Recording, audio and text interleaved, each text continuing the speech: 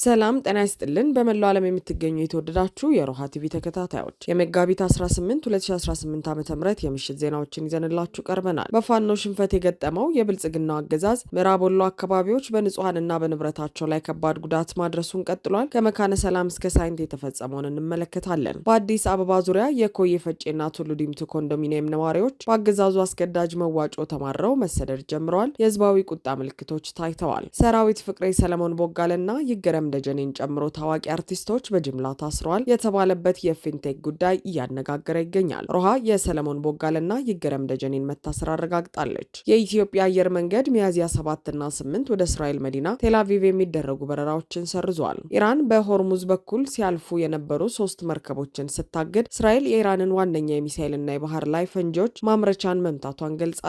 ሰፊ ዘገባ አዘጋጅተናል። ውድ አድማጭ ተመልካቾቻችን አብራችሁ ልትቆዩ ከፈቀዳችሁ እነዚህ መረጃዎች በዝርዝር የምናሰማችሁ ይሆናል። የሮሃ ቲቪ ወቅታዊና ሀቀኛ መረጃዎች እንዲደርሷችሁ ቻናሉን ሰብስክራይብ፣ ላይክ እና ሼር በማድረግ አሁኑኑ ቤተሰብ ይሁኑ።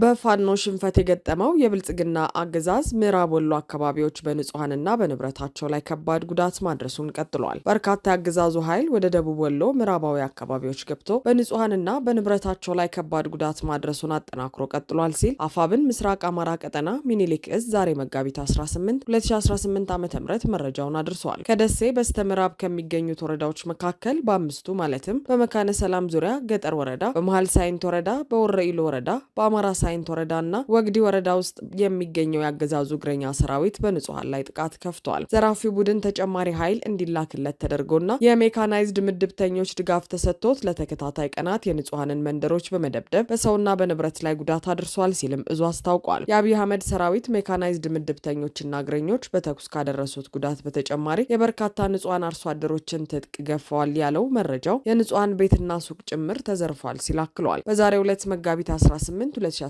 ዓ.ም በአማራ ሳይንት ግንባር ወደ ርዕሰ አድባራት ወገዳማት ተድባበ ማርያም አቅጣጫ የአብይ ኃይል ሜካናይዝድ ምድብተኞች መድፍ እየተኮሱ መዋላቸውንም እዙ አመልክቷል። አቶ ደምለው ምን ያህል የሚባል የአማራ ሳይንት ወረዳ 16 ቀበሌ ነዋሪ ተድባባ ማርያም ቀጠና ውስጥ ዛሬ ከጠዋቱ 3 ሰዓት ላይ በጠላት ከባድ መሳሪያ ተመቶ መገደሉም ተረጋግጧል። የአፋብን ምስራቅ አማራ ቀጠና ሚኒሊክ እዝ 105ኛ ኮር ሰራዊትን ክንድ መቋቋም ያቃተው የብልጽግና ኃይል የጦር ሜዳ ሽንፈቱን ለማካካስ ንጹሃን ላይ ጉዳት ማድረሱን ባህሉ ስላደረገው ሰሞኑን ይህንኑ የግፍ ግፍ በመፈጸም ላይ ይገኛል ሲል እዙ አስረድቷል። በአዲስ አበባ ዙሪያ የኮዬ ፈጬና ቱሉ ዲምቱ ኮንዶሚኒየም ነዋሪዎች በአገዛዙ አስገዳጅ መዋጮ ተማረው መሰደድ ጀመሩ። ቀደም ሲል የአዲስ አበባ ከተማ ነዋሪ የነበሩ ከ3 ዓመት ተኩል በፊት በነበረው የአስተዳደር ወሰን ለውጥ ወደ ሸገር ከተማ የተካለሉ የኮዬ ፈጬና የቱሉ ዲምቱ ኮንዶሚኒየም ነዋሪዎች ተከታታይ መልእክቶችን ሲያደርሱ መቆየታቸውን መሰረት ሚዲያ ዘግበዋል። ነዋሪዎቹ በአሁኑ ወቅት በአካባቢያቸው እየተተገበረ ያለው የማዋጮ አሰራር የህብረተሰቡን የመክፈል አቅምና ነባራዊ ሁኔታ ያላገናዘበ፣ አንዱ ሲያልቅ ሌላው የሚተካ ማባሪያ የሌለው የግፍ መዋጮ በመሆኑ ለከፍተኛ ምሬት ተዳርገናል ብለዋል። የአካባቢያችን ማህበረሰብ በአብዛኛው በከፍተኛ ድህነት ውስጥ የሚገኝ የዕለት ጉርስ ለማግኘትና ልጆቹን ለማስተማር እጅግ እየተቸገረ ያለ ቢሆንም አስተዳደሩ ግን ይህንን ችላ በማለት በሚከተሉት አስገዳጅ ክፍያዎች ህዝቡን እያስለቀሰ ይገኛል ሲሉ አንድ የቤተሰብ አስተዳዳሪ አባት ተናግረዋል። የደረሱት መረጃዎች እንደሚያሳዩት ተደራራቢ መዋጮቹ ለሚልሻ፣ ለቡሳ ጎንፋ ማህበርና ለኦሮሚያ ልማት ማህበር የሚል ይገኝበታል። ከጣራና ግድግዳ ግብር ጋር ተዳምሮ ከ3500 ብር በላይ መክፈላቸውን፣ በተጨማሪም የጣራና የግድግዳ ግብር በካሬ 133 ብር፣ ለኮብልስቶን መንገድ 2000 ብር፣ ለቤት ቀለም መቀቢያ 10000 ብር፣ ለዞን ጽህፈት ቤት ማስገንቢያ 500 ብር፣ ለግቢ ውስጥ ቴራዞ ስራ 5000 ብር እንደከፈሉ ነዋሪዎች ማስረጃ አቅርበዋል። ከሰሞኑ ደግሞ ከሸገር ከተማ የወረደ መመሪያ ነው በሚል በአንድ የቤት ማህበር ፓርሴል ወይም ብሎክ ውስጥ 17 ካሜራዎች እንዲገጠሙ እየተነገራቸው ይገኛል። እኛ ነዋሪዎቹ በጋራ ጥራጥረን የራሳችንን የጥበቃ ሰራተኛ ቀጥረን በሰላም እየኖርን ባለንበትና ሌባ አስቸግረን ብለን ቅሬታ ባላቀረብንበት ሁኔታ ይሄ ካሜራ ክፍያ መጫኑ አግባብነት የሌለው ብዝበዛ ነው የሚሉት ሌላ ነዋሪ ምሬታቸውን ገልጸዋል። አክለውም ከነዚህ ሁሉ መዋጮች በተጨማሪ የትራንስፖርት ዋጋ ጭማሪው ወገቡን አግብጦታል። መሀል ከተማ ሄዶ ሰርቶ የሚገባውን ሰው ትተን ወደ መገናኛ ብቻ ለመድረስና ለመመለስ በታክሲ በቀን 120 ብር፣ በአውቶቡስ ደግሞ 60 ብር ይጠይቃል። ይህ ወጪ በወር ሲታሰብ ብቻውን ምን ያህል የኑሮ ጫና እንደሚፈጥር መገመት ይቻላል ሲሉ አማረዋል። ህዝቡ በልቶ ለማደር በሚታገልበት በዚህ አስቸጋሪ ወቅት እነዚህ መዋጮዎች የህዝቡን አቅምና ፍላጎት በፍጹም ያላገናዘቡ ናቸው በማለት አስረድተዋል። ክፍያውን መፈጸም የማይችሉ ዜጎች ላይ የሚወሰደው እርምጃ ምህረት የሌለውና አስገዳጅ መሆኑን ደጋግመው የሚናገሩት ነዋሪዎቹ ብዙዎች ይህንን መባቻ የሌለው መዋጮ መቋቋም አቅቷቸው ቤታቸውን ሽጠው ለመውጣትና ወደ ሌላ አካባቢ ተሰደው ተከራይቶ ለመኖር እየተገደዱ ይገኛሉ። ሰራዊት ፍቅሬ፣ ሰለሞን ቦጋለና ይገረም ደጀኔን ጨምሮ ታዋቂ አርቲስቶች በጅምላ ታስረዋል የተባለበት የፊንቴክ ጉዳይ እያነጋገረ ነው። ተጽዕኖ ፈጣሪዎችን በመጠቀም ከ600 ሚሊዮን ብር በላይ በማታለል ሰብስበዋል የተባለው የፊንቴክ ኢንቨስትመንት ስራ አስኪያጅ ክስ እንደተመሰረተበት የአገዛዙ ሚዲያ ፋና ዘግቧል። ዘገባው በኤሌክትሪክ ተሽከርካሪዎች ሽያጭ ስም ዘመናዊ ታክሲዎችን በዱቤ እናቀርባለን በሚሉ አማላይ ማስታወቂያዎች ከ600 ሚሊዮን ብር በላይ ከዜጎች የሰበሰበው የፊንቴክ ኢንቨስትመንት ስራ አስኪያጅ ዳንኤል ዮሐንስ ክስ ተመስርቶበታል ይላል። ተከሳሹ በ1996 ዓ.ም የወጣውን የወንጀል ህግና የኮምፒውተር ወንጀል አዋጅን በመተላለፍ ኮምፒውተርና ማህበራዊ ሚዲያን በመጠቀም አሳሳች መረጃዎችን በማሰራጨትና ተበዳዮችን በማታለል ወንጀል ተጠርጥሮ የፌዴራል አቃቤ ህግ 19 ተደራራቢ ክሶችን መስርቶበታል። አቃቤ ህግ ለፌዴራል ከፍተኛ ፍርድ ቤት ልደታ ምድብ ሁለተኛ ልዩ ልዩ ወንጀል ችሎት ባቀረበው የክስ ዝርዝር መሰረት ተከሳሹ በ2013 ዓ.ም ሄሎ ታክሲና ሄሎ መኪና የተባሉ ድርጅቶችን ካቋቋመ በኋላ የትራንስፖርት ችግርን ለመፍታት ዘመናዊ መኪኖችን በዱቤ እናቀርባለን የሚል የሐሰት መረጃ አሰራጭቷል። በዚህም ከ5000 በላይ ግለሰቦች ለመመዝገቢያና ለቅድመ ክፍያ እስከ 247500 ብር እንዲከፍሉ ካደረገ በኋላ የመኪናዎቹን የሞተርና የሻንሲ ቁጥር በማሳየት ውል አሳስሮ ድርጅቱን ዘግቶ መሰወሩ በክሱ መገለጹን ዘገባው ጠቅሷል። በተጨማሪም ተከሳሹ ቀደም ሲል በዓለም ዋንጫ ስም ማጭበርበር ፈጽሞ በኢንተርፖል ከተያዘው ግርማይ ገብረ ሚካኤል ወይም አስካል ከተባለ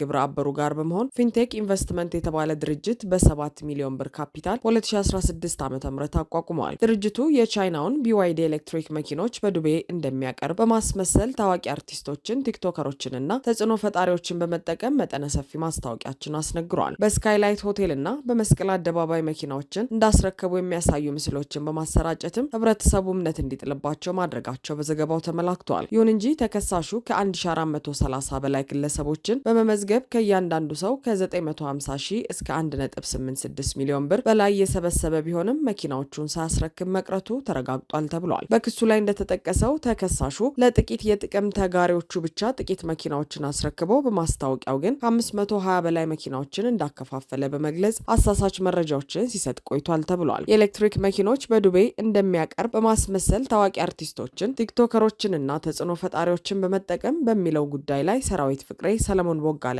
ይገረም ደጀኔን ጨምሮ ታዋቂ አርቲስቶች በጅምላ ታስሯል መባሉ እያነጋገረ ይገኛል። ሮሃ አርቲስት ሰለሞን ቦጋለ እና ይገረም ደጀኔ እንዲሁም የኢቢኤስ ፕሮግራም አቅራቢ ዳንኤል ተገኝን መታሰር አረጋግጣለች። የኢትዮጵያ አየር መንገድ ሚያዝያ 7 እና 8 ወደ እስራኤል መዲና ቴል አቪቭ የሚደረጉ በረራዎችን ሰረዘ። የኢትዮጵያ አየር መንገድ በእስራኤል ያለውን ወቅታዊ ሁኔታ ተከትሎ ሚያዝያ 7 እና 8 ወደ ቴል አቪቭ የሚደረጉና ከዚያ የሚነሱ በረራዎችን ለተወሰነ ጊዜ መሰረዙን ባወጣው የበረራ ስረዛ የመረጃ ማጋራት አሳውቋል። በዚህም መሰረት የበረራ ቁጥር ኢቲ 404፣ 414፣ 418 እና 419 እስከ ሚያዝያ 7 2018 ድረስ በረራ እንደማያደርጉ የኢትዮጵያ አየር መንገድ አስታውቋል። እንዲሁም የበረራ ቁጥር ኢቲ 405 እና 415 እስከ ሚያዝያ 8 2018 ዓ.ም ድረስ እንዳይበሩ መወሰኑ በአየር መንገዱ የመረጃ ማጋራት ላይ ተገልጿል። አየር መንገዱ በበረራ ስረዛው ምክንያት ጉዟቸው ለተስተጓጎለ መንገደኞች በጉዞ ወኪሎቻቸው በኩል ወይም የጥሪ ማዕከል በማነጋገር የበረራ ቀናቸውን እንዲያስቀይሩ ወይም ገንዘባቸውን ተመላሽ ማድረግ እንደሚችሉ መልእክት አስተላልፈዋል። አየር መንገዱ አክሎም ስለ በረራ መጀመር መሰረዝ ተከታታይ መረጃዎችን እንደሚሰጥ አመልክቷል። የኢትዮጵያ አየር መንገድ በመካከለኛው ምስራቅ እየተካሄደ ባለው ጦርነት ምክንያት በሳምንት እስከ 13.5 ሚሊዮን ዶላር የሚገመት ገቢ እንደሚያጣ የአየር መንገዱ የንግድ ዋና ስራ አስፈጻሚ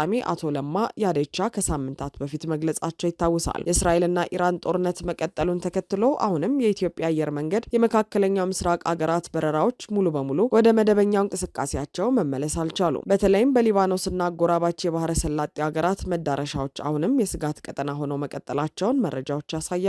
የአየር መንገዱ የንግድ ዋና ስራ አስፈጻሚ አቶ ለማ ያዴቻ አሜሪካና እስራኤል ከኢራን ጋር የሚያደርጉት ጦርነት በአየር መንገዱ ላይ ትልቅ ጉዳት እንደሚያስከትል ሲገልጹ አየር መንገዱ ጦርነቱ በተጀመረ በ6 ቀናት ውስጥ ወደ መካከለኛው ምስራቅ አገራት ያደርጋቸው በነበሩ በረራዎች መሰረዝ ምክንያት ያጣው ገቢ 13.5 ሚሊዮን ዶላር መሆኑን ገልጸዋል። ኢራን በሆርሙዝ በኩል ሊያልፉ የነበሩ 3 መርከቦችን ስታግድ እስራኤል የኢራንን ዋነኛ የሚሳይልና የባህር ላይ ፈንጂዎች ማምረቻን መምታቷን ገለጸች። ከየካቲት 21 2018 ዓ.ም ጀምሮ አሜሪካና እስራኤል በጋራ ሆነው ጦርነት የከፈቱባት ኢራን በመካከለኛ ምስራቅ ከ20 በመቶ በላይ ነዳጅ በሚተላለፍበት የሆርሙዝ ሰርጥ በኩል ሊያልፉ የነበሩ 3 የጭነት መርከቦችን መመለሷን አስታውቃለች። ይህን የገለጸው የኢራን እስላማዊ አብዮታዊ ዘብ ዛሬ ጠዋት ባወጣው መግለጫ በሆርሙዝ ወሽመጥ በኩል ሊያልፉ የነበሩ 3 የጭነት መርከቦችን መመለሱን ነው የተናገረው። የተለያዩ ሀገራት ንብረት የሆኑ ኮንቴነር የጫኑ 3 መርከቦች እንዲያልፉ የተፈቀደላቸው መርከቦች በሚጓዙበት የተለየ መስመር በኩል ለማለፍ ሞክረው እንደነበር ነው የተገለጸው። የአብዮታዊ ዘቡ ባህር ኃይል ማስጠንቀቂያ ከሰጣቸው በኋላ ወደ መጡበት ተመልሷል ሲል ባወጣው መግለጫ ላይ አክሏል። የአብዮታዊ ዘቡ መግለጫ የሆርሙዝ ወሽመጥ የተዘጋ በመሆኑ የትኛውም ለማለፍ የሚሞክር መርከብ ጠንካራ ምላሽ ይጠብቀዋል ይላል። የአሜሪካና የእስራኤል አጋሮች እንዲሁም ደጋፊዎች ከሆኑ አገራት ወደቦች የሚነሱና ወደዚያ የሚያመራ የትኛውም አይነት መርከብ በሆርሙዝ በኩል እንዲያልፍ ተከልክሏል ሲል በመግለጫው ጠቁሟል። የእስራኤል ጦር በበኩሉ ዛሬ አርብ በኢራን ውስጥ በፈጸመው ጥቃት ወሳኝ የሚባለውን የአገሪቱን የጦር መሳሪያ ማምረቻ መምታቱን አስታውቋል። የእስራኤል አየር ኃይል በፈጸመው ጥቃት የኢራን ዋነኛ የሚሳይሎችና የባህር ላይ ፈንጂዎች ማምረቻ ተቋም መመታቱን የአገሪቱ ጦር ተናግሯል። በማዕከላዊ ኢራን ያዝድ በተባለው ግዛት ውስጥ የሚገኘው ጥቃት የተፈጸመበት ቦታ የአገሪቱ ባህር ኃይል አብዛኛዎቹን ሚሳይሎችና ባህር ላይ የሚጠመዱ ፈንጂዎችን የሚያመርትበት መሆኑን እስራኤል አስታውቃለች። ኢራን በሺዎች የሚቆጠሩ ባህር ላይ የሚጠመዱ ፈንጂዎች እንዳላት ይታመናል። ምንም እንኳን እነዚህም ፈንጂዎች በሆርሙዝ ወሽመጥ ላይ አጥምዳቸው ስለመሆኑ ግልጽ ባይሆንም ፈንጂዎቹ በግዙፍ የንግድ መርከቦች ላይ ሊያደርሱ የሚችሉትን ከባድ ጉዳት በመፍራት የመርከቦች እንቅስቃሴን መግታታቸው ይታወቃል። በሌላ በኩል ደግሞ ኢራን በመካከለኛው ምስራቅ አካባቢ የአሜሪካ ጦር ባለባቸው ቦታዎች የሚኖሩ ሰዎች አካባቢውን ለቀው እንዲወጡ አስጠንቅቃለች። ከኢራን አብዮታዊ ዘቡ ጋር ግንኙነት ያለው የፋርስ የዜና ወኪል የወጣው የወታደራዊ ኃይሉ መግለጫ አሜሪካና እስራኤል የሲቪል ቦታዎችንና ንጹሃን ሰዎችን እንደ ሰብአዊ ጋሻ ተጠቅመዋል ሲል ከሷል። ኢራን ከቅርብ ቀናት ወዲህ የሟቾችን ቁጥር በይፋ ባታስታውቅም በአሜሪካ የሚገኘው የሰብአዊ መብት ተሟጋች የዜና ወኪል እስካሁን 1492 ህጻናትን ጨምሮ ከ2000 በላይ ኢራናውያን ሲቪሎች ተገድለዋል ብሏል። አድማጭ ተመልካቾቻችን የሰዓቱ የሮሃ ቲቪ ዜናዎች የተከታተላችኋቸውን ይመስሉ ነበር። አብራችሁን ስለነበራችሁ ከልብ እናመሰግናለን። ሰላም።